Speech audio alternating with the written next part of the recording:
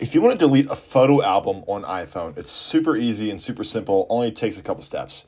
So let's go to your photos, and you may be in your library, so go ahead and switch over to your collections.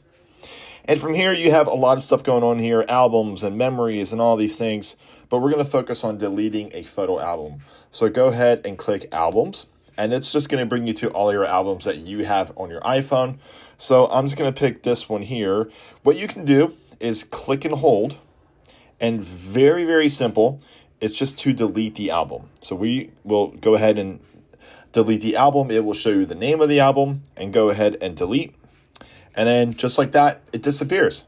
That's it. Super easy. It does not delete the photos.